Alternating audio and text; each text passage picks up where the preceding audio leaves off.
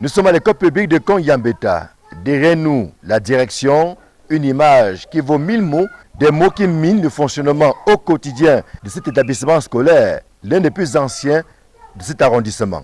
Les salles de classe sont déjà délabrées parce qu'à l'intérieur, il y a de l'eau. Quand il pleut, les enfants sont dans une insécurité. Nous sommes obligés de les regrouper parfois d'un côté. Regardez à peu près devant vous là. Voilà les tôles qui sont en train de s'envoler. Et c'est une vieille école. Les élites de ces villages sont passées dans cette école-ci. Aujourd'hui, c'est une école qui a l'air, j'ai peur de dire, abandonnée. Les enfants d'initiation à l'écriture s'asseyent 4 sur une table banc. Or, à la CIL, les enfants devaient être assis 2. Ni introduit une double négation. C'est-à-dire quoi? Nous avons vu les phrases négatives ici. Sur cette table banc, pas moins de 4 élèves, je suis le 5e qui essaie de me faufiler. Le problème d'infrastructure se pose avec acuité ici à l'école publique de Konyambeta. C'est une classe jumelée, Q-1, Q- deuxième année. En l'absence d'infrastructures scolaires adéquates, le directeur de l'école et ses collaborateurs sont obligés de faire contre mauvaise fortune. Bon cœur. Nous avons 6 salles de classe, mais nous avons eu une difficulté parce que l'école maternelle a perdu ses locaux.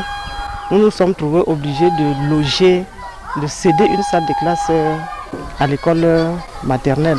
Il y a des classes qui ont des effectifs pléthoriques. Je parlerai du niveau 2, c'est-à-dire le cours élémentaire 1 et le cours élémentaire 2, qu'on a été obligé de jumeler, dont l'enseignant est en train d'entretenir une 80aine d'élèves dans une seule salle de classe. Vive l'école maternelle, vive l'école comme ça, vive l'école maternelle. Et voici à quoi ressemble l'ancien bâtiment qui abritait la maternelle. Une vieille bâtisse dont l'inconfort mettait mal à l'aise les tout petits. Bien qu'il soit désormais mieux loti qu'avant, des difficultés subsistent tout de même. Je voudrais voir une école avec tout ce qui est nécessaire pour le bon épanouissement de ces enfants. Une école munie de tout le matériel normal comme en ville. Parce que je pense qu'il n'y a pas de différence entre un enfant de la zone rurale et un enfant de la zone urbaine.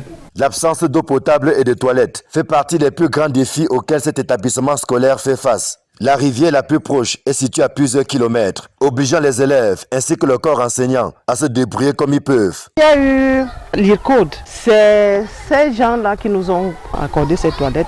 Ils creusaient des toilettes dans toutes les écoles dans l'arrondissement, je crois même dans le département. Mais 2 ans après, nous ne pouvons plus utiliser ces toilettes parce que tout a lâché là à l'intérieur. Et les enfants sont obligés de se soulager dans la nature un peu partout. Nous n'avons même pas de l'eau à boire. Lorsque les enfants ont soif, parfois il y en a qui descendent à la rivière là, boire l'eau de la rivière. En dehors de l'insuffisance des infrastructures, cette école à cycle complet a également un réel problème d'enseignants. Chaque côté doit avoir combien de centimètres? 5 centimètres. Chaque côté doit avoir 5 centimètres. Nous avons 2 enseignants d'État, c'est-à-dire le directeur et moi, et les 4 autres sont les maîtres des parents.